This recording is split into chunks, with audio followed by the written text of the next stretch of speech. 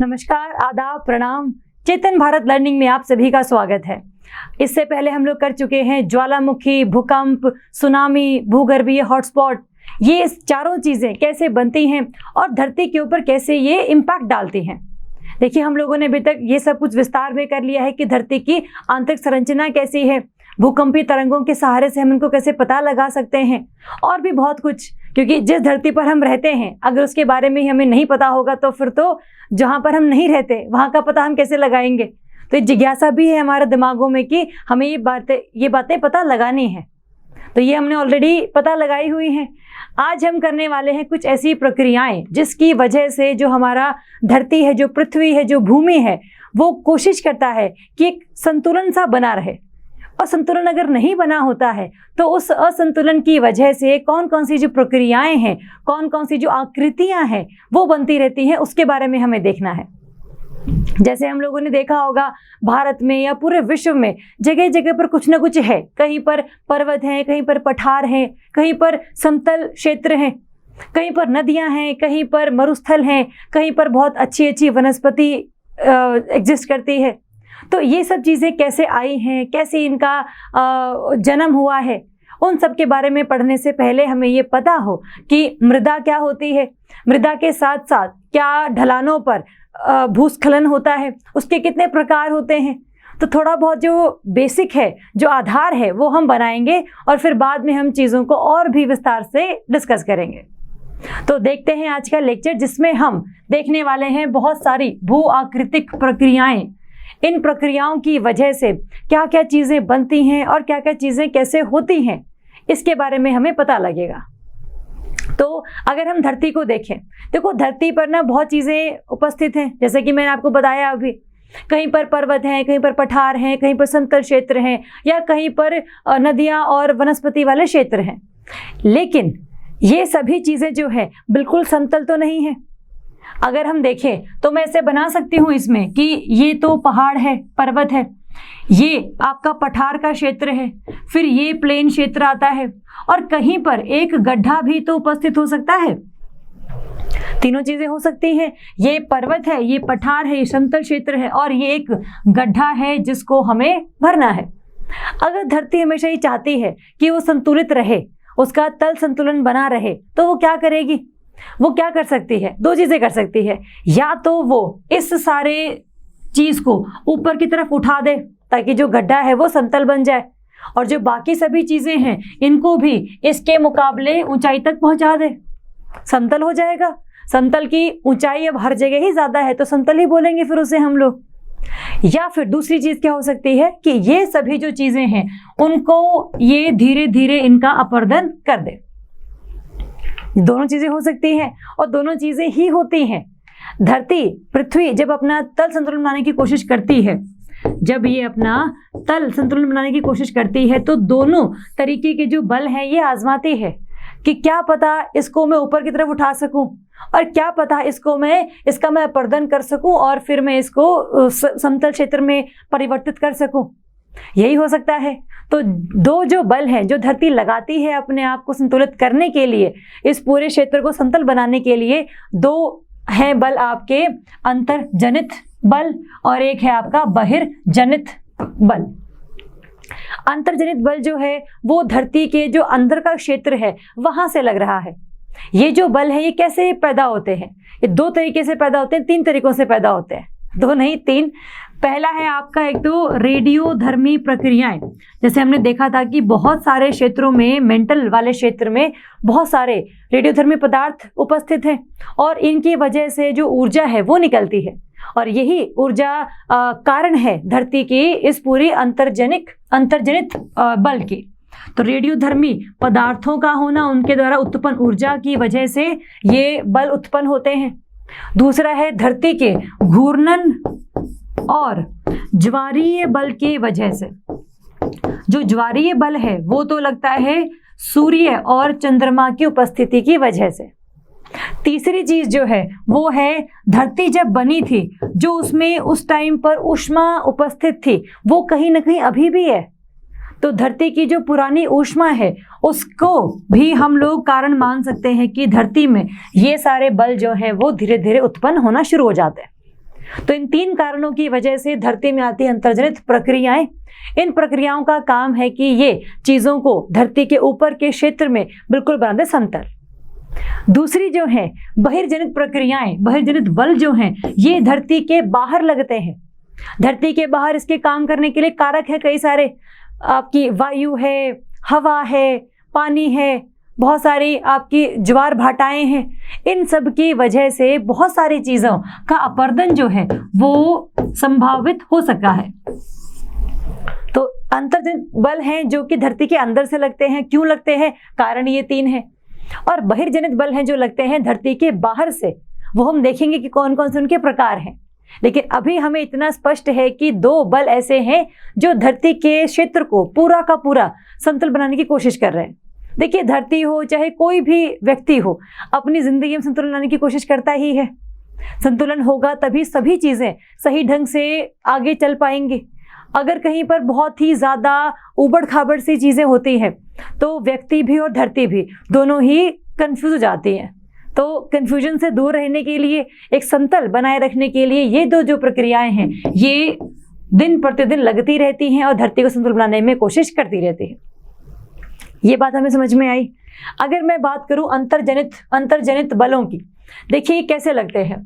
अंतर्जात जो बल हैं ये आपके 2 तरीके के हैं। एक तो लग सकते हैं बहुत ही जल्दी, ये आकस्मिक बल हैं कि पता ही नहीं चला और एकदम से बल लगा और भूकंप आ गया या ज्वालामुखी फट गया, वो इसके उदाहरण हो सकते हैं। दूसरे हैं इसका प्रकार जो कि दीर्घकालिक संचलन के रूप में प्रसिद्ध है, या फिर आप इनको बोल सकते हैं पटल विरूपण बल। ये वो बल हैं जो कि बहुत धीरे धीरे लगते हैं, जो धरती को ऊपर भी उठा सकते हैं, धरती को नीचे भी धंसा सकते हैं। दोनों चीजें ही संभावना है इनकी। अगर मैं बात करूं इस आकस्मिक बल की जो एकदम से लगा है, जो कि भूकंप, जो कि ज्वालामुखी और जो भूस्खलन, इन तीनों चीजों के लिए जिम्मेदार माना जाता है। ठीक बात है, ये हमने तीनों ही चीजें करी हैं। भूस्खलन को हम थोड़ा विस्तार में आज और पढ़ेंगे, लेकिन भूकंप और ज्वालामुखी तो हम बहुत ही विस्तार में और मतलब पहले से ही कर चुके हैं, तो उसको हम दोबारा से दोहराएंगे नहीं। दूसरा है आपका दीर्घकालिक संचलन या फिर पटल विरूपण बल। देखो ये 2 तरीके से लग सकता है। एक तो ये बल लगेगा तो उसमें जो महाद्वीप निर्माणकारी बल है उसका भी एक प्रकार हो सकता है, या फिर ये पर्वत निर्माणकारी बल के रूप में भी इसको हम लोग समझ सकते हैं। जैसे इसका उदाहरण क्या है, मैंने ये देखा कि धरती पर हम देखते हैं कि धरती पर ये धरती का भूपरपटी है, ये नीचे इसका पूरा का पूरा स्थल मंडल है, नीचे इसमें दुर्बल मंडल उपस्थित है। इस दुर्बल मंडल की वजह से बहुत सारी जो ऊष्मा है, जो ऊर्जा है, वो धरती से निकल रही है। साथ में धरती घूम भी रही है, तो उस वजह से थोड़ी बहुत जो स्थल मंडल है वो टूट भी रहे हैं। अगर इनके टूटने की वजह से कोई भी चीज, देखो कोई भी जो आपका महाद्वीप है, या तो वो नीचे की तरफ धंस सकता है या फिर वो थोड़ा सा ऊपर की तरफ उठ सकता है। 2 ही चीजें हो सकती हैं। तो अगर हम महाद्वीपों की बात करें, जैसे मैं आपको उदाहरण देती हूँ कि जैसे आपने सुना होगा द्वारका नगरी के बारे में। हम कहते हैं कि द्वारका नगरी जो है अभी पानी के अंदर है, पहले ये पानी के बाहर हुआ करती थी, कृष्ण की नगरी मानी जाती है ये।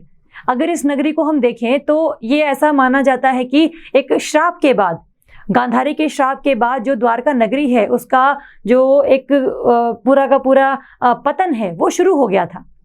लेकिन अगर हम वैज्ञानिक सिद्धांतों के ऊपर जाएं तो ये कहते हैं कि धीरे धीरे जो धरती का स्थल मंडल था, खास करके जो ये भारतीय और इंडोस्ट्रियल प्लेट की अगर हम बात करें, तो धीरे धीरे जब ये ऊपर की तरफ जा रहा था यूरेशियन प्लेट से टकराने के लिए, तब थोड़ा बहुत जो है इसमें ऐसे चीजें धंस सी गई थी। तो आपका ये जो सारा का सारा क्षेत्र है द्वारका नगरी वाला, ये पानी में धंस गया। इसको हम क्या कहते हैं कि महाद्वीप का निर्माण नहीं हुआ, महाद्वीप का नष्ट हुआ है। तो इस द्वारका नगरी के पीछे जो आपका मैथोलॉजिकल कारण है वो तो अलग है, लेकिन वैज्ञानिक कारण आपका अलग है। पौराणिक कथाओं में हम नहीं जा रहे हैं, हम जा रहे हैं वैज्ञानिक कथाओं पे।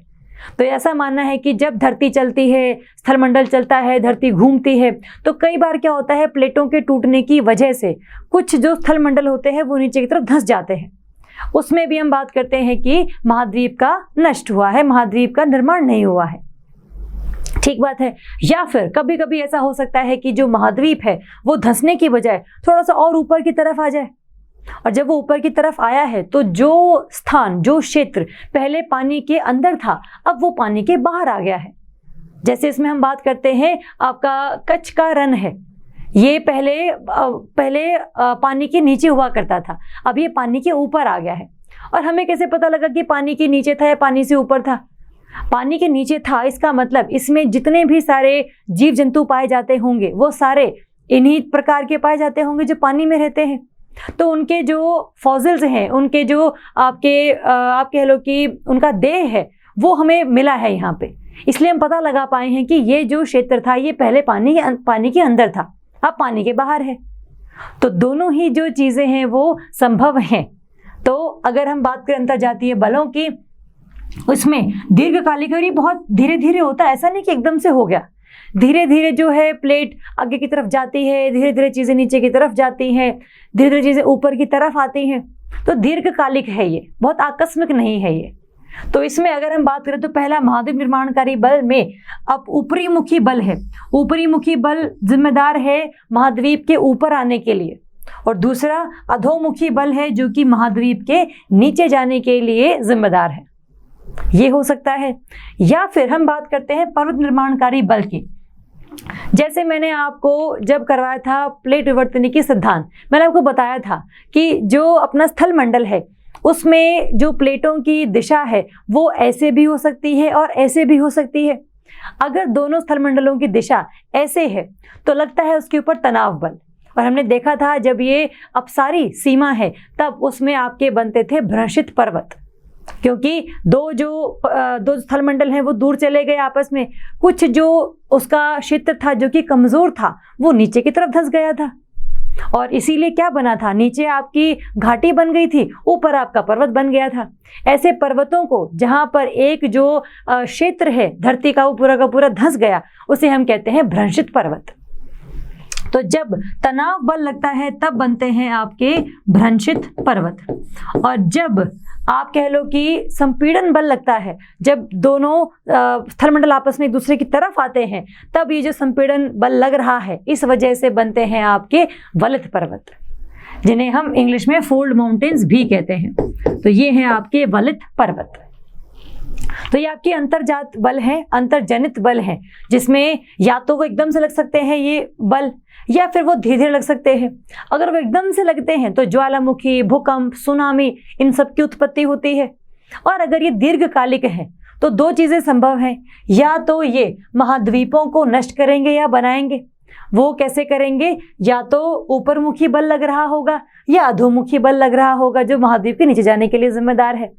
और अगर पर्वत निर्माणकारी बल की बात करें तो दो चीज़ें ही संभव हैं इसमें, या तो स्थलमंडल आपस में ऐसे जाएंगे या फिर ऐसे जाएंगे। तो इसमें आपका बनता है भ्रंशित पर्वत, इसमें बनता है आपका वलित पर्वत। तो ये सारी जो चीज़ें हैं ये हम बहुत पहले ही कर चुके हैं।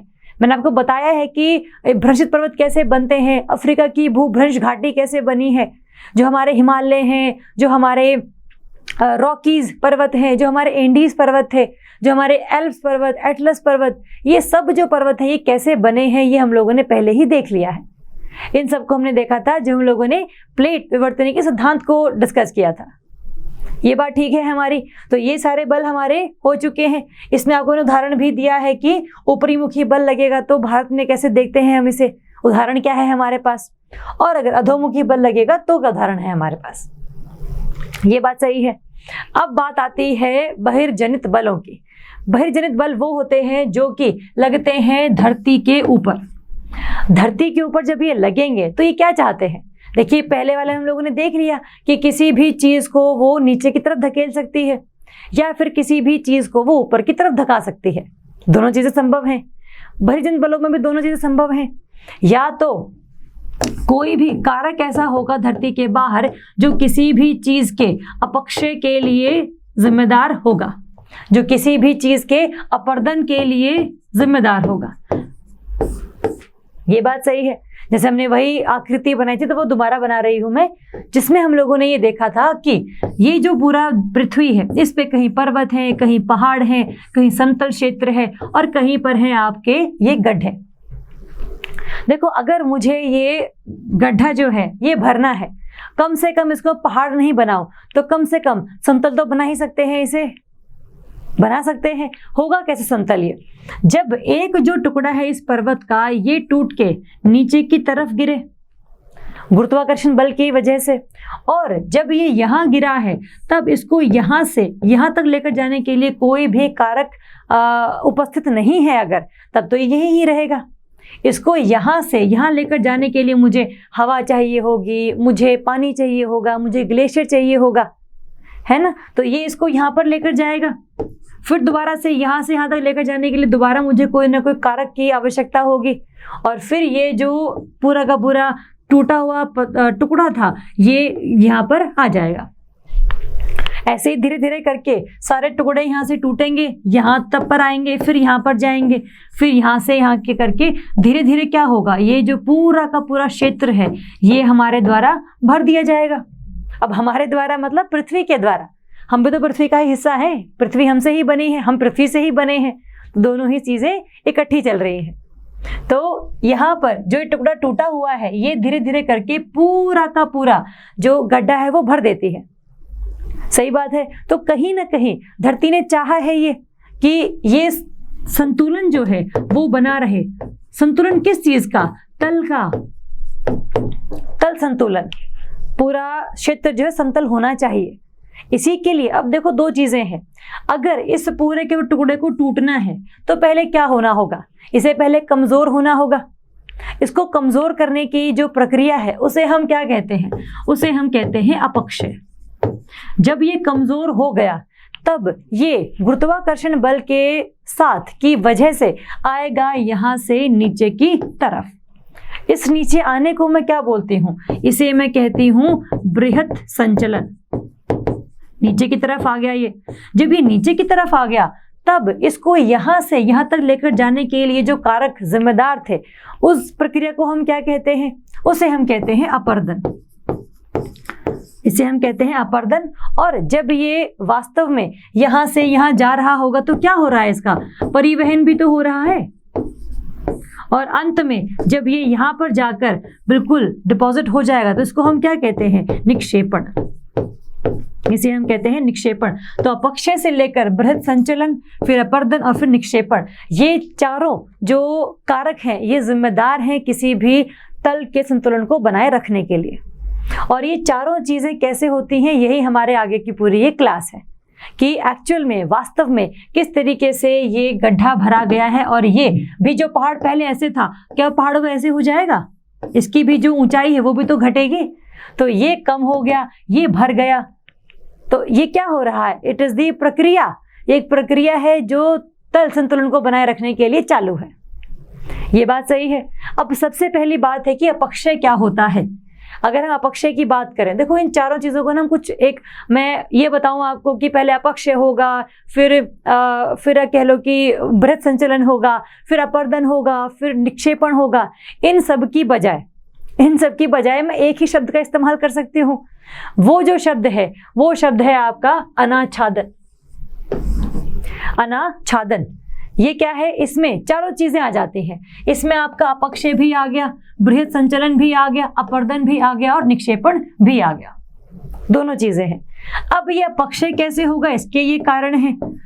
बृहत संचलन के कितने प्रकार हैं ये हमें पढ़ना है, और साथ में अपर्दन किन तरीकों से होता है ये मुझे पढ़ना है, और लास्ट में निक्षेपण। सही बात है। सबसे पहले हम पढ़ेंगे अपक्षय। अपक्षय कैसे होता है? देखो सबसे पहले अगर हम देखें अपक्षय की तीन प्रक्रियाएं हैं। तीन प्रक्रिया, या तो वो हो सकता है भौतिक या यांत्रिक अपक्षय प्रक्रियाओं से, भौतिक या यांत्रिक प्रक्रियाओं से। दूसरा वो रासायनिक प्रक्रियाओं से हो सकता है, या फिर वो जैविक प्रक्रियाओं से हो सकता है। अब इन तीनों का मतलब क्या है? तीनों का मतलब ये है, भौतिक या यांत्रिक का मतलब होता है जब किसी भी चट्टान पर आपका तापमान या दबाव या सूर्य की किरणें इन सब का प्रभाव पड़ता है और वो धीरे धीरे करके कमजोर होने शुरू हो जाते हैं। तो अपक्षय जो है ये एक ऐसी चीज है जो कि उसी जगह पर रह के हम लोगों ने चट्टान को कमजोर कर दिया है। इसे हम क्या कहते हैं कि ये उसी स्थान पर रह के तदस्थन उसी जगह पे रह के अगर ये कमज़ोर होती है, वो वहाँ से गई नहीं है कहीं भी। लेकिन जो चीज़ पहले इतनी तगड़ी थी, इतनी ज़्यादा भारी थी, इतनी ज़्यादा स्ट्रॉन्ग थी, मजबूत थी, अब वो कमज़ोर हो गई है, उसको तोड़ना बहुत ज़्यादा सरल हो गया है। इसी का ही मतलब है अपक्षय। तो ये अपक्षय या तो तापमान में वृद्धि, आपके दाब में वृद्धि, या फिर सूर्य की किरणों में उतार चढ़ाव से ये हो सकता है। दूसरा हो सकता है रासायनिक प्रक्रियाओं से, कि किसी भी रसायन के रिएक्शन की वजह से, किसी भी रसायन के रिएक्शन की वजह से कोई भी चीज़ टूट गई, वो भी एक प्रकार है अपक्षय होने का। कि कोई चीज़ बहुत मजबूत थी, अब इसको हम लोगों ने पानी में मिलाया और वो घुल गई, तो वो कमज़ोरी तो हो गई पूरी की पूरी। किसी भी चीज़ में पानी चला गया, तो वो भी एक आपकी रासायनिक प्रक्रिया ही है।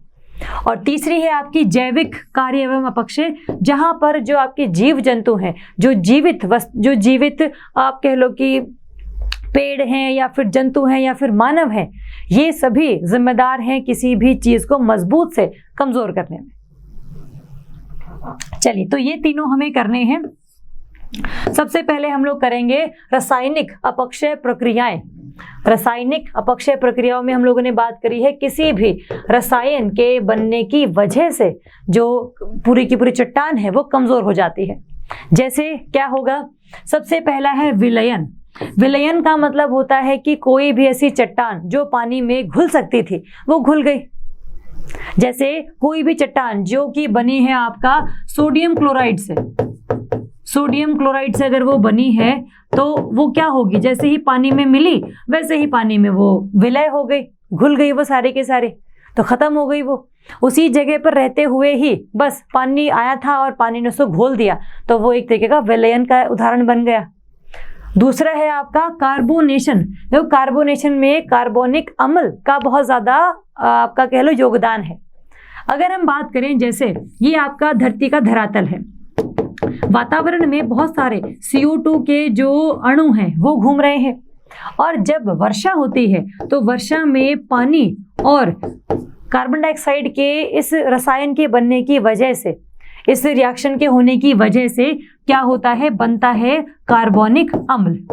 इसे हम कहते हैं कार्बोनिक अम्ल, जो कि उन चट्टानों के लिए सबसे खास है जो कि इसी अम्ल में घुल जाते हैं। जो विलयन है उसमें तो कोई भी घुल जाता है, ऐसी रॉक, जो ऐसी चट्टान जो सिर्फ पानी मांगती है, ये अम्ल मांगते हैं। जैसे आपका चूना पत्थर की चट्टानें हैं, जिनको हम चूना पत्थर भी बोल सकते हैं, इन्हें हम डोलोमाइट की चट्टानें भी बोल सकते हैं। ये सारी चट्टानें ऐसी हैं जो कार्बोनिक अम्ल में ही विलय होती हैं, तो इसे हम कार्बोनेशन कहते हैं, क्योंकि कार्बन डाइऑक्साइड का बहुत बड़ा योगदान इसमें हम लोगों ने देख लिया। तीसरी चीज़ है इसमें जल योजन। जल योजन का मतलब है कोई भी ऐसी चट्टान, मान लीजिए हम बात कर रहे हैं इस चट्टान जिसमें कैल्शियम सल्फेट बहुत ज़्यादा मात्रा में उपस्थित है। अगर इस कैल्शियम सल्फेट की चट्टान में हम लोगों ने थोड़ा सा पानी भी मिला दिया, थोड़ा सा पानी भी उसको हम लोगों ने दे दिया, तो वो क्या बन गया, CaSO4.H2O। एक मॉलिक्यूल, एक अणु या दो अणु अगर हमने दे दिए तो वो क्या बन जाएगा, वो बन गया है आपका जिप्सम। वो बन गया है जिप्सम। अब वो थोड़ा सा अस्थाई बन गया है, उसको तोड़ना बहुत इजी है, उसको तोड़ना बहुत सरल है अब, क्योंकि इसमें अब जो पानी है वो आ गया है। तो जल का योजन जब किया जाएगा किसी भी चट्टान में या किसी भी शैल में, तो फिर लास्ट में क्या होगा, वो एक ऐसा अस्थायी चट्टान के रूप में बनना शुरू हो जाती है। जैसे और भी, जैसे आप मान लो कि कोई भी चट्टान है जिसका नाम है फेल्ड्स्पार। एक चट्टान है जिसका नाम है फेल्ड्स्पार। इस फेल्ड्स्पार में अगर आप पानी को मिलाएंगे ना तो ये बन जाएगा क्ले। तो ये जो क्ले है, आपने क्ले देखी ही है, आप बहुत तरीकों से उसको तोड़ सकते हैं, मरोड़ सकते हैं, आप उसकी कोई भी आकृति बना सकते हैं। तो वो कैसी चट्टान है जो कि बहुत ही ज़्यादा अलग अलग रूप में हम लोग दिखा सकते हैं, है ना। तो ये सब भी क्या है, ये अपक्षय ही तो है।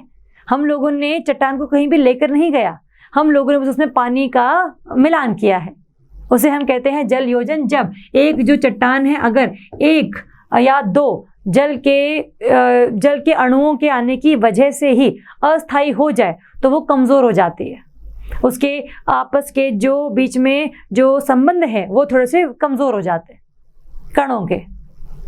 एंड सबसे अंत में है आपका ऑक्सीकरण और न्यूनीकरण। देखो ऑक्सीकरण क्या होता है, हम मान लेते हैं कोई भी लोहे की चट्टान है। अगर ये लोहे की चट्टान है ना, अगर लोहे के चट्टान पर किसी भी तरीके से पानी या ऑक्सीजन ये दोनों ही रिएक्शन कर रहे हैं तो धीरे धीरे क्या है, इसमें लग जाता है जंग। इस जंग लगने की प्रक्रिया को ही मैं क्या कहती हूँ, ऑक्सीकरण।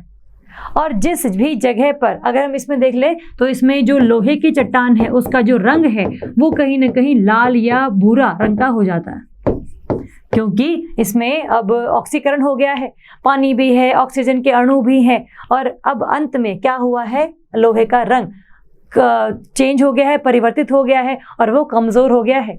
उसको तोड़ना बहुत अब हमारे लिए सरल रह गया है। और इसके साथ ही न्यूनीकरण है।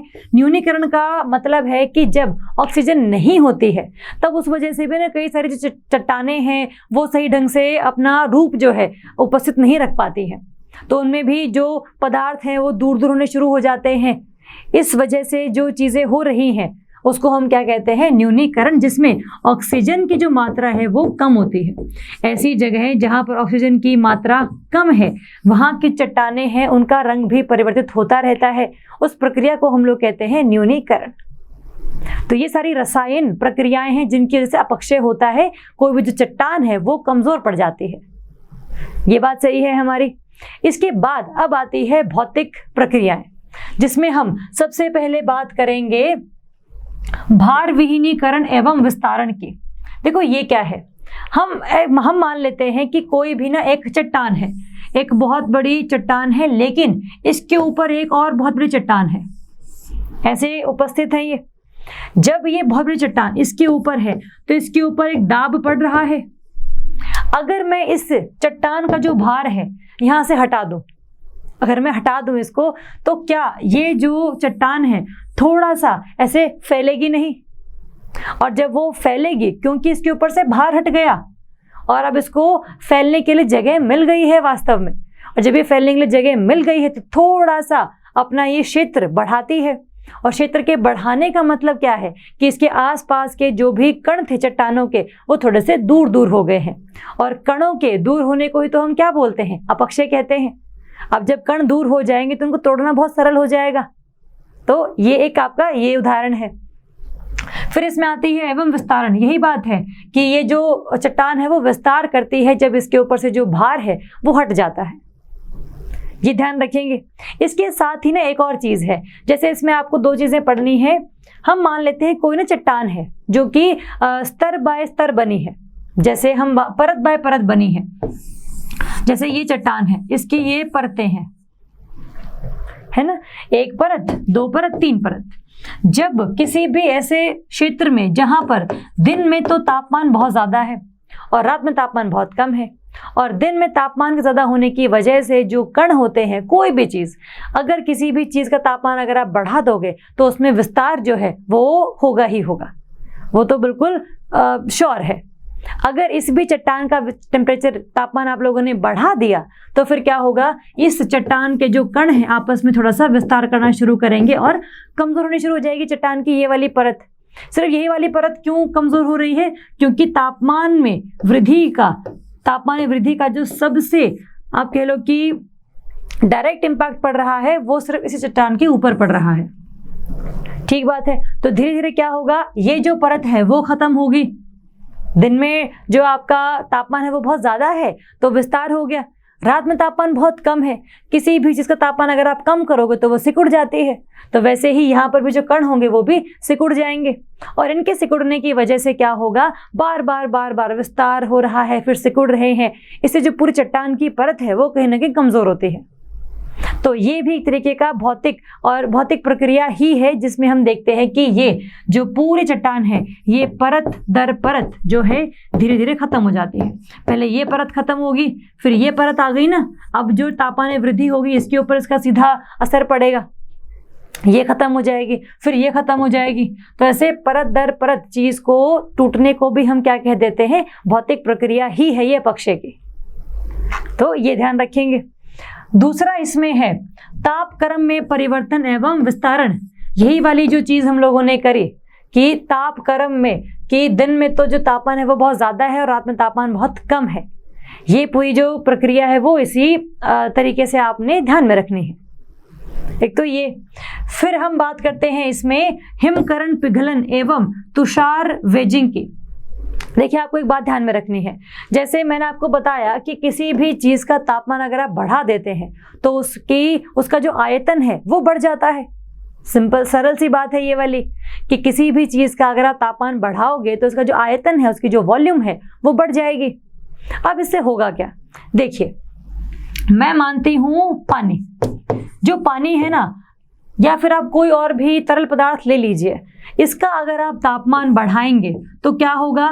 इसके आयतन में वृद्धि होती है, या फिर इसके हम बोल सकते हैं घनत्व में वृद्धि होती है, इसके घनत्व में कमी आती है। और अगर आप इसका जो तापमान है वो कम कर देंगे तो इसका जो आयतन है वो भी कम हो जाएगा और घनत्व में भी क्या होगा? वृद्धि आ जाएगी। यही बात है ना? अगर किसी भी चीज का तापमान आपने 10 डिग्री से कर दिया 20 डिग्री, तब क्या होगा? उसके आयतन में इंक्रीज होगा, बढ़ोतरी होगी। सही बात है। और अगर आपने उसके तापमान को 10 डिग्री से 0 डिग्री तक कर दिया, तब उसके आयतन में आप कह लीजिए कि कमी आएगी। यही होता है, ऐसा ही होना चाहिए। लेकिन पानी का ना एक बहुत ही ऐसा कह लो कि स्वभाव है जो कि बाकी पदार्थों से बिल्कुल भिन्न है। जैसे इसमें होता क्या है, अगर आप पानी का जो तापमान है उसको कम करोगे, मान लीजिए कि आप 20 डिग्री से उसको 10 डिग्री तक कर रहे हैं, तो ये बात ठीक है, इसमें भी क्या होगा? आयतन में कमी आएगी, क्योंकि तापमान में कमी लेकर आई गई है ना? तो आपने 20 डिग्री से गए 10 डिग्री, तब भी आयतन में कमी आई है। अगर आप 10 डिग्री से आए 4 डिग्री पर, तब भी आयतन में कमी आई है। आयतन में कमी है, लेकिन घनत्व तो क्या होगा? बढ़ेगा ना। घनत्व, आयतन क्या होता है आपका? आयतन हम मानते हैं घनत्व को। घनत्व होता है आपका द्रव्यमान को हम विभाजित कर देते हैं आयतन से। तो density is equals to mass by volume. अगर आयतन ज्यादा है तो घनत्व कम होगा, और अगर आयतन कम है तो घनत्व आपका ज्यादा होगा। चीजें बिल्कुल पास पास आ गई हैं, ऐसा ही होता है ना? अगर हम देखें तो 4 डिग्री तक भी आयतन में कमी आ रही है और घनत्व जो है वो ज्यादा हो रहा है। लेकिन अगर आप इसका 4 डिग्री से तापमान 0 डिग्री पर लेकर जाएंगे तो अब इसके आयतन में होती है वृद्धि। तो इसके आयतन में होती है वृद्धि, और 4 डिग्री सेल्सियस पर जो पानी है उसका घनत्व सबसे ज्यादा होता है।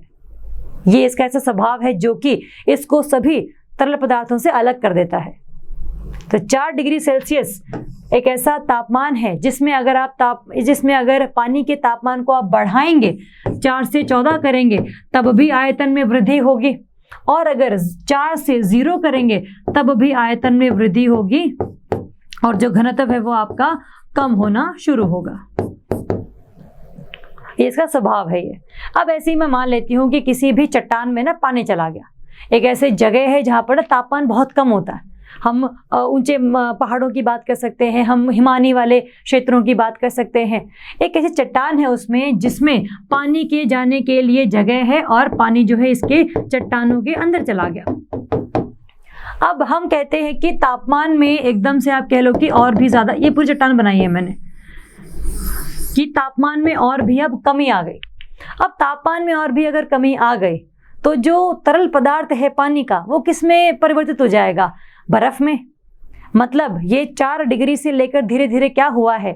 0 डिग्री तक पहुंचा है, और हमें पता है कि जब ये 0 डिग्री पर पहुंचेगा तो इसकी आयतन में वृद्धि हो रही है। इसका मतलब ये और ज़्यादा फैलेगा, और जब ये पानी बर्फ बन के फैलेगा तो इसके आसपास के चट्टान के जो कण हैं उनको दूर कर देगा। चट्टानों के कणों को दूर करने को तो हम क्या बोलते थे? अपक्षय बोलते थे, है ना? तो ये सारी जो चीज़ें हैं ये आपके इस पानी के स्वभाव की वजह से ही संभव हो पाई हैं, क्योंकि पानी का अगर आप तापमान 4 डिग्री से बढ़ाते हैं तब भी आयतन में बढ़ोतरी होती है, और अगर 4 डिग्री से कम लेकर आते हैं तो भी आयतन में बढ़ोतरी होती है। तभी हम कहते हैं कि जो बर्फ का आयतन है वो कम होता है पानी से, तभी जो बर्फ है वो पानी में तैरती रहती है। यही इसका मूल कारण है। इतनी बात हमें समझ में आई। तो ये 3 हैं आपके भौतिक अपक्षय के कारण। जो सबसे लास्ट है, अंत है, वो है आपका लवण अपक्षय। ये है आपका लवण अपक्षय। इसमें क्या है, जैसे जो आपके कई सारे लवण हैं जिसमें आपका कोई भी सोडियम क्लोराइड आ गया, मैग्नीशियम सल्फेट आ गया, अगर वो किसी भी चट्टान में उपस्थित हैं, किसी भी जगह से जो चट्टान में लवण है वो उपस्थित हो गया, उसके अंदर घुस गया, अगर वो घुस गया, अब उसके अगर तापमान में वृद्धि होगी तो तापमान में वृद्धि होने के साथ क्या होगा, लवण भी आयतन अपना बढ़ाएगा। और अगर अपना आयतन बढ़ाएगा ये, तो क्या होगा, धीरे धीरे करके जो चट्टान के कण हैं उनको भी दूर कर देगा। चट्टान के कणों के दूर करने को ही हम क्या बोलते थे, अपक्षय बोलते थे। तो ये इसके लिए मूल कारण होगा कि कहीं से, किसी और दिशा से या किसी और जगह से जो लवण है वो किसी भी चट्टान में घुस गए और इनके तापमान में वृद्धि के साथ साथ ये अपने आयतन को बढ़ाएंगे और फिर चट्टान के कणों को अलग अलग कर देंगे, दूर कर देंगे, कमजोर कर देंगे। तो ये सारे आपके भौतिक अपक्षय के मूल कारण हैं और जिम्मेदार कारक हैं। तो ये देखा हम लोगों ने। सबसे अंत में जो हम देखेंगे वो है आपका जैविक कार्य एवं अपक्षय। इसमें हम लोगों ने जीव जंतुओं की बात करी। हम मान लेते हैं कोई भी एक ऐसा जीव है या फिर जंतु है जो किसी भी तरीके का जो अम्ल है उसको करता है ये रिलीज, उसको निकालता है। हमें पता है कोई भी जो चट्टान होती है वो अम्ल के साथ आने में क्या होती है, थोड़ी सी पिघलनी शुरू हो जाती है। अगर आप अम्ल को त्वचा पर भी फेंकते हैं या फिर आप किसी और चट्टान पर भी फेंकते हैं तो उस चट्टान में कहीं ना कहीं कमजोरी आ जाती है। जब हमारी पूरी स्किन, सारी त्वचा जो है वो बिल्कुल छिल जाती है, तो आप ये कल्पना कीजिए कि इस अम्ल की वजह से कोई जो चट्टान है वो कितनी और भी तरीके से प्रभावित हो सकती है। तो अम्ल अगर कोई भी जीव रिलीज कर रहा है तो उसकी वजह से ये अपक्षय हो सकता है उस चट्टान में। या फिर हम पेड़ों की बात कर सकते हैं। पेड़ों की बात अगर हम करेंगे तो पेड़ों की जो जड़ें हैं, इन जड़ों की वजह से जो जड़ें आगे की तरफ जा रही हैं, आगे की तरफ जाने के लिए ये अपना रास्ता बना रही है। उस नींव को, जिस घर में ये पेड़ है, उस नींव को तोड़ना शुरू कर देती है, क्योंकि नींव ही जो है जहाँ पर ये पेड़ की जड़ें होंगी। तो ये क्या है, धीरे धीरे नींव को जब ये कमजोर कर रही है तो इसे हम क्या बोलेंगे, अपक्षय ही तो बोलेंगे। तो पेड़ों की हम बात कर सकते हैं, उनकी जड़ों की बात कर सकते हैं, हम बहुत सारे जीव जंतुओं की जो अम्ल रिलीज करते हैं उनकी बात कर सकते हैं। उदाहरण इसका क्या है, उदाहरण है इसका आपके लाइकन। लाइकन है जो कि ह्यूमिक अम्ल को रिलीज करते हैं, जो कि ह्यूमिक अम्ल को रिलीज करते हैं और धीरे धीरे चट्टान को मृदा में परिवर्तित करने का काम करते हैं। तो और मानव कैसे काम आएंगे, मानव अपनी वैज्ञानिक प्रौद्योगिकी के साथ में उसको प्रयोग में लेकर आते हुए बहुत सारे पहाड़ों को खत्म कर देंगे, बहुत सारे एक विस्फोट करवा देंगे रोड्स बनाने के लिए, है ना, रेलवे बनाने के लिए। तो जो पहाड़ों को हम तोड़ रहे हैं वो भी तो किस में आएगा, इसी अपक्षय में तो आएगा, है ना। तो ये सारे कारण हैं आपके भौतिक और रासायनिक अपक्षय और जैविक अपक्षय के। और ये बहुत सारे उदाहरण हैं जो हम लोगों ने देखे, ये आपने याद रखने हैं और इनको कल्पना करते रहना है। मैंने आपको सभी चीज उदाहरण के साथ बताई हैं, तो उदाहरण के साथ ही आपको याद भी करनी है। तो ये हमें क्लैरिटी है। अब चलते हैं हम आगे। आपके बृहत संचलन में हमने देखा था कि जब कोई भी जगह से कोई भी चीज नीचे की तरफ आती है, सिर्फ और सिर्फ गुरुत्वाकर्षण बल के प्रयोग के साथ, उस संचलन को हम लोग क्या कहते हैं, बृहत संचलन। ये जो संचलन है या तो ये बहुत ही मंद हो सकता है, या तो ये बहुत ही मंद हो सकता है, या फिर ये हो सकता है तीव्र। या तो ये मंद होगा या ये तीव्र होगा, दोनों ही चीजें इसमें संभव है। अगर ये मंद है तो इसके भी 2 प्रकार हैं। सबसे पहला प्रकार है इसका मंद विरूपण, जिसमें जो आपका ये ढलान है वो धीरे धीरे करके ऐसे ढलनी शुरू हो जाती है, हमें पता भी नहीं लगता है और हमें ये बाद में जानने को मिलता है कि ये जो ढलान है वो तो नीचे की तरफ जा रही है। पता कैसे लगेगा हमें, जो भी आपके खंबे लगे हुए थे वो टेढ़े हो गए, जो रोड थी उसके बीच में दरार पड़ गई, जो घर थे उसमें दरारें पड़ गई। ये सब दिखाती हैं कि जो ढलान है वो धीरे धीरे करके नीचे की तरफ जा रही है। आप लोगों ने बहुत सारे घर देखे होंगे पहाड़ों वाले क्षेत्र में, जहां पर दरारें पड़ी होती हैं। तो वो दरारें किस वजह से पड़ी हैं? इस मंद विरूपण की वजह से, इस ढलान की वजह से, इस गुरुत्वाकर्षण बल की वजह से। ये हो सकता है बहुत ही, आप कह लो कि मंद गति है इसकी, ये आंखों से हम देख भी नहीं पाते, बस हमें पता तब लगता है जब दरारें पड़ जाती हैं। इसके उल्टा है आपका मृदा विरूपण। मृदा विरूपण क्या है? जिसमें थोड़ी बहुत जो मिट्टी है, जो मृदा है, वो पानी के साथ आपकी धीरे धीरे करके ढलान से नीचे आने शुरू हो जाती है। ये भी बहुत ही ज्यादा मंद है, लेकिन इससे ज्यादा थोड़ा सा आप कह लो कि तीव्र है। सबसे मंद है मंद विरूपण, उससे हल्का सा ज्यादा है मृदा विरूपण। इस बात का ध्यान रखेंगे। इसमें क्या हुआ है? इसमें बस पानी का जो पानी और मृदा का जो मिलान है वो ज्यादा होकर मृदा हल्की सी, आप कह लो कि कमजोर हो गई है, उसको पेड़ पकड़ के नहीं रख पा रहे, तो वो धीरे धीरे करके नीचे की तरफ आ रही है। यहाँ पर ढलान भी कम है, देखिए ढलान भी बहुत ज्यादा कम ली है हम लोगों ने इसमें, तो ये मृदा विरूपण है। इसके साथ ही फिर आता है आपका तीव्र संचलन। तीव्र संचलन के 3 प्रकार हैं। एक है आपका मृदा प्रवाह, दूसरा है आपका कीचड़ प्रवाह, और तीसरा है आपका मलबा अवधाव। देखिए अगर हम बात करें इसकी मृदा प्रवाह या कीचड़ प्रवाह या मलबा आपके अवधाव की, इन तीनों में बिल्कुल एक समानता है कि ये तीनों ही ढलान वाले क्षेत्रों में हो रहे हैं। लेकिन फर्क क्या है? असमानता क्या है? असमानता ये है कि तीनों की जो ढलान है वो बहुत ही ज्यादा रूप से अंतर में है। जैसे इसकी ढलान थोड़ी सी कम है, इसकी ढलान थोड़ी सी ज्यादा है, इसकी ढलान थोड़ी सी और भी ज्यादा है। दोनों में ही, तीनों में ही पानी की जो मात्रा है वो काफी ज्यादा है, इसमें कम है, इसमें ज्यादा है, और फिर इसमें सबसे ज्यादा है। तो आप देख सकते हैं तीनों चीजें, पहले ये तेज गति से आ रही है, पूरी जो मृदा है वो साथ में पानी के लगती हुई नीचे की तरफ आ जाती है, इसको हम ये कहते हैं। फिर दूसरा होता है आपका ये कीचड़ प्रवाह, जिसमें मृदा पूरी की पूरी कीचड़ के रूप में बन गई है, पूरी की पूरी मिल गई है, वो इतना ज्यादा पानी है उसमें, इतना ज्यादा प्रवाह है उसमें, इतनी बड़ी ढलान है उसमें कि पूरी की पूरी ऐसे विलय होकर पानी में नीचे की तरफ आ रही है, पूरा कीचड़ बना रही है। और इसके साथ ही तीसरा है आपका मलबा अवधाव। ये मलबा अवधाव आपको वहां देखने को मिलेगा जहां पर वनस्पति की कमी होती है। जहां पर वनस्पति कम होगी वहां पर इस पूरी मृदा को बांधे रखने के लिए कोई भी चीज नहीं है, और जितने भी पत्थर हैं, थोड़ी छोटी मोटी चट्टाने हैं, वो सब की सब नीचे ऐसे ढलान के रूप में आना शुरू हो जाती हैं, तो उसको हम मलबा अवधाव कहते हैं। इन तीनों की जो गति है, पहले इसकी है, फिर इसकी ज्यादा है, और फिर इसकी सबसे ज्यादा है, तभी इसको हम लोग तीव्र संचलन में लिखते हैं और ऐसे ऐसे करके परिभाषित करते हैं। ठीक बात है। इसके बाद अगर हम देखें, एक और इसका रूप है, एक और रूप है इसका भूस्खलन। भूस्खलन भी आपका ढलान में ही तो आता है। इसके भी 3 प्रकार हैं।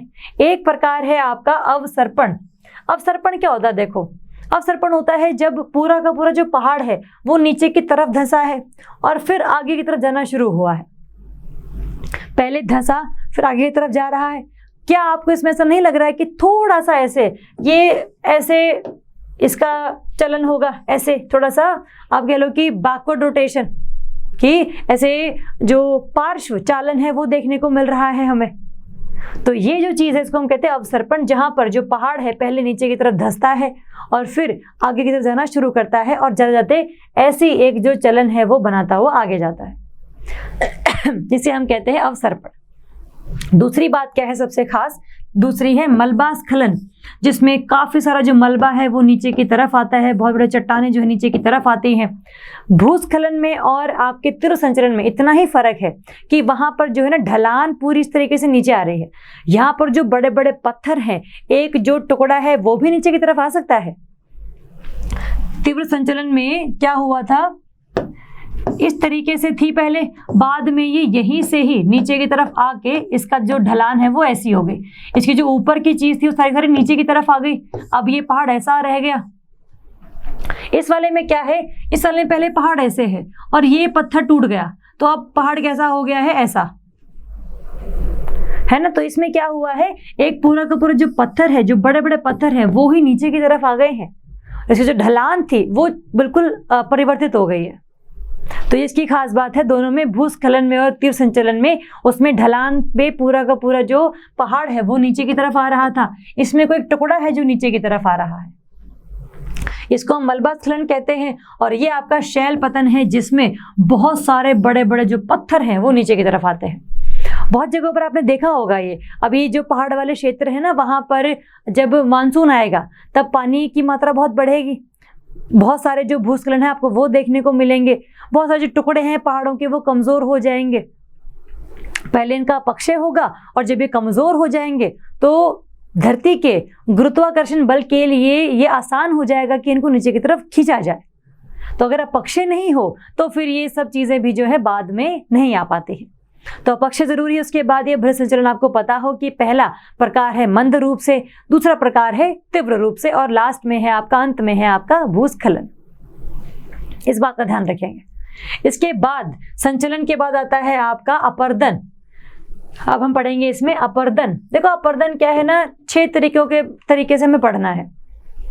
मैंने आपको उसमें ये कुछ तरीके बताए थे, जैसे इसमें हम देखें तो ये अपर्दन में अपघर्षण, सन्निघर्षण, संक्षारण, जलीय क्रिया, उत्पाटन और अपवहन, इन 6 चीजों का मुझे मतलब पता होना चाहिए। ठीक बात है।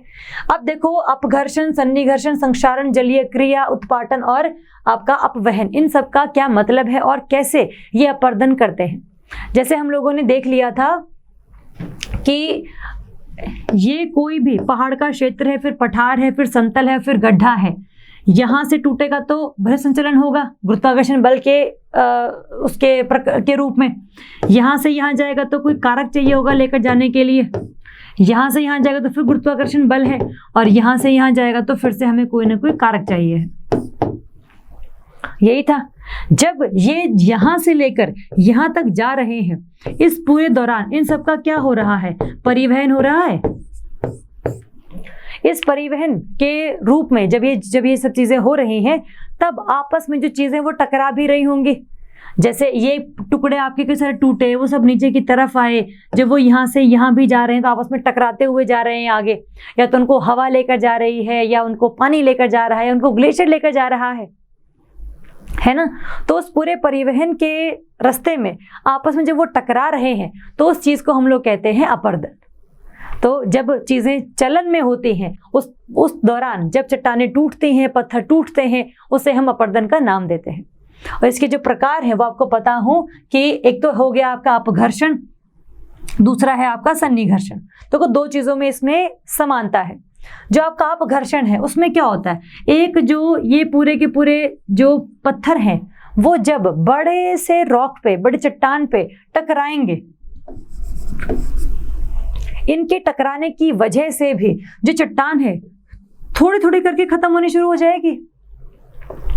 जब ये पत्थर छोटे छोटे बार बार उसको मारते रहेंगे तो अंत में क्या होगा, अंत में होगा कि ये जो चट्टान है वो भी थोड़ी थोड़ी करके इसमें कमजोरी आनी शुरू हो गई है। तो जब कोई भी पदार्थ चलन में होता है, चलित होता है, और तब वो किसी चीज को ऐसे टकरा रहा है, उसकी वजह से जो होता है उसे हम कहते हैं अपघर्षण। घर्षण का मतलब ये होता है जब 2 चीजें आपस में टकराती हैं। और इसमें क्या है, जब 2 कण जिनका जो आप कह लो कि आकार है वो बहुत अलग अलग है, ये बहुत छोटे आकार का पदार्थ है, जो चट्टान है आपकी वो बहुत ही ज्यादा बड़े आकार की चट्टान है, इसे अपघर्षण कहेंगे। सन्निघर्षण क्या होता है, इसमें क्या है, जब ये पदार्थ आपस में ही टकरा रहे हैं, इनको जो ये आप कह लो कि समुद्र की जो हवाएं हैं, जो समुद्र की हवाएं हैं जब लेकर आ रही है, तब ये भी आपस में टकरा रहे होंगे, क्योंकि पानी ही सब इकट्ठे ही चल रहे होंगे तो आपस में टकराते रहेंगे। तो इन दोनों पदार्थों के, दोनों चट्टानों के, छोटे छोटे पत्थरों के टकराने को हम लोग क्या कहते हैं, सन्निघर्षण। जिनका जो आकार है वो मुख्य रूप से समान ही है, समान आकार की हम बात कर रहे हैं। अपघर्षण छोटा पदार्थ, छोटा पत्थर और बड़ी चट्टान। सन्निघर्षण सेम ही तरीके के जो पत्थर हैं आपस में टकरा रहे हैं और जब वो चलन में हैं, जब वो चलित हैं। ठीक बात।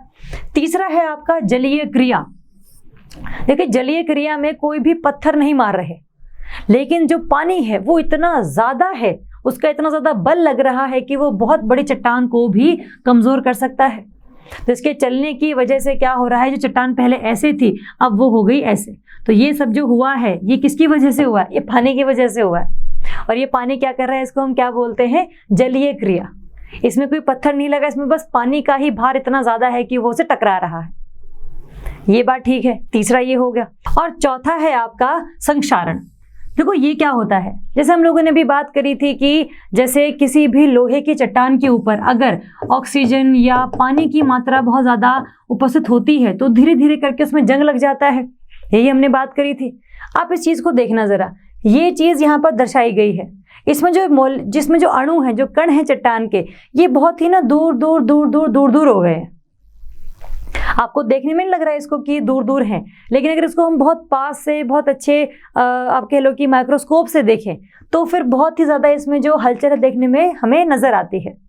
ऐसा क्यों है? क्योंकि पानी की वजह से या फिर किसी भी अम्ल की वजह से किसी भी चट्टान का जो क्षय होता है, और वो भी क्यों हो रहा है? क्योंकि ये जो पानी है वो आपका चलित मुद्रा में है।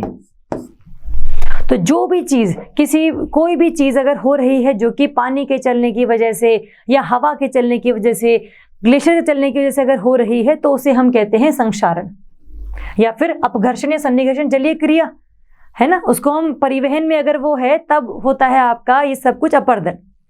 तो इसमें एक जो प्रकार है वो है आपका संक्षारण, जिसमें हमने बात करी है कि कोई भी जो धातु है, कोई भी जो चट्टान है, इसमें किसी भी अम्ल की उपस्थिति की वजह से या किसी भी ऑक्सीजन या पानी की उपस्थिति की वजह से अगर उसमें बहुत ज़्यादा जंग लग रहा है या वो कमज़ोर हो रही है तो उसे हम कह देते हैं संक्षारण।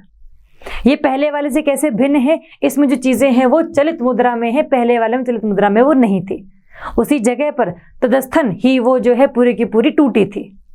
तो ये फर्क है। इसके साथ साथ दो भी और हम लोगों ने किए थे, इसमें दो थे इन चारों के अलावा आपका, एक तो उत्पाटन और एक है आपका अपवहन। देखो दोनों में क्या फर्क है। उत्पाटन क्या है? उत्पाटन को हम लोग देखते हैं जहां पर बहुत ही ज्यादा हिमानी उपस्थित होते हैं, जैसे वो क्षेत्र जहां पर बहुत ही ज्यादा मात्रा में तापमान में कमी है।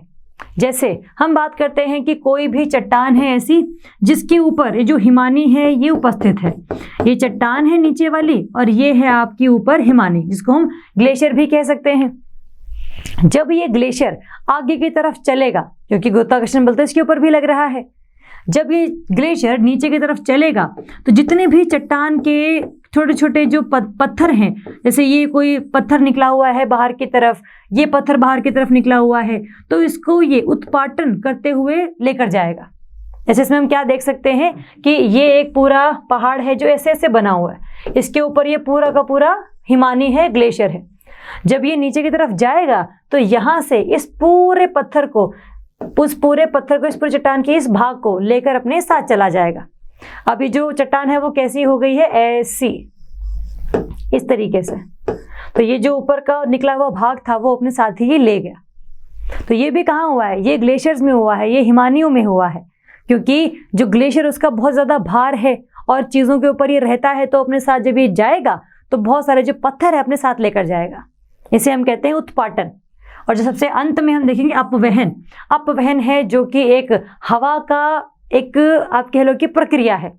जैसे हम इसमें बात कर सकते हैं कि कोई भी, ये एक चट्टान है, हमें ये पता है कि जब हवा यहाँ चलेगी तो उसके पास ज़्यादा कण हैं, चाहे वो रेत के हों चाहे वो क्ले के हों, और इसके मुकाबले जो हवा यहाँ पर चल रही है उसके पास कम कणों के पदार्थ हैं।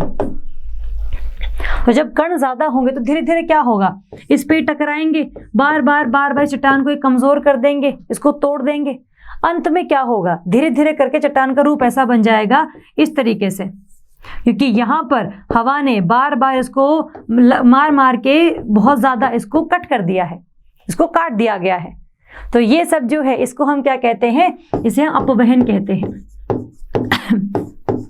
जहाँ पर हम सिर्फ और सिर्फ हवा के द्वारा किए गए अपर्दन की बात करते हैं।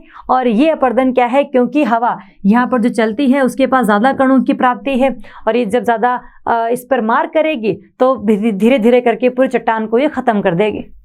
तो ये सारी चट्टानें बनी हैं वो इस अपवहन प्रक्रिया के दौरान बनी हैं। तो ये सारे हैं आपके अपर्दन के प्रकार। उसके बाद अगर निक्षेपण की बात करें तो कोई भी चीज़ कहीं पर भी जाकर ऐसे निक्षेपित हो ही जाती है, जहाँ पर उसको जगह मिलेगी वहाँ पर जाकर निक्षेपित हो जाएगी। इन सब में अगर मैं बात करूँ, इन सब में अगर हम देखें तो इसमें दो चीज़ें बड़ी ध्यान रखने वाली हैं। पहली बात तो ये है कि इन सभी अपरदन के कारकों में, जिसमें हमने हवा, पानी और ग्लेशियर की बात करी, जो ग्लेशियर है वो सबसे ज़्यादा मजबूत है। ग्लेशियर का इतना ज़्यादा भार है, इतना ज़्यादा द्रव्यमान है कि वो अपने साथ बहुत बड़े बड़े चट्टानों को भी लेकर नीचे जा सकता है। और जो हवा है उसका सबसे कम आप कह लो कि इम्पैक्ट है, क्योंकि एक तो इसका भार भी बहुत कम है और बहुत ज़्यादा चीज़ों को ये तोड़ भी नहीं पाती है। तो इस वजह से हवा सबसे कमज़ोर कारक है और ग्लेशियर सबसे ज़्यादा मजबूत कारक है, हिमालय सबसे ज़्यादा मजबूत कारक है। तो इस बात का आपने ध्यान रखना है। हम लोगों ने इसमें सारी भू आकृतिक प्रक्रियाएं पढ़ी हैं। इन प्रक्रियाओं की वजह से जो भू आकृतियां बनेंगी उनको हम करेंगे कल की क्लास में। आपको बस ये पता हो कि धरती अंत में चाहती क्या है, समतल चीज़ें हो जाए, चाहे समतल करने के लिए उनको अंतर्जनित बल लगाना पड़े, चाहे उनको लगाना पड़े बहिर्जनित बल। उसके क्या प्रकार हैं, उसके क्या घटक हैं, उसके क्या कारक हैं, इन सबको हम लोगों ने बहुत ही विस्तार में, बहुत ही अच्छे से देखा। आप इन चीज़ों को बाहर की तरफ देखिए, बाहर जाइए, देखिए कि किस तरीके से क्या चीज़ें बन रही हैं, ऑब्जर्व करिए। जितना ज़्यादा आप अवलोकन करेंगे बाहर की वस्तुओं का, उतना ही ज़्यादा आपको भूगोल समझ में आएगा, उतना ही ज़्यादा आपको प्रश्न सॉल्व करने में आसानी मिलेगी। तो इसको देखिए, इसको अवलोकन कीजिए, बाहर जाके इसको रिवाइज कीजिए, दोहराइए। अगर फिर भी आपको कोई भी डाउट रहता है इस पूरे क्लास में तो हम लोगों से पूछिए। आप कमेंट कर सकते हैं, हमें कॉल कर सकते हैं, मैसेज कर सकते हैं। तो जो भी रहेगा तो प्लीज़ बताइएगा। Thank you so much and all the best.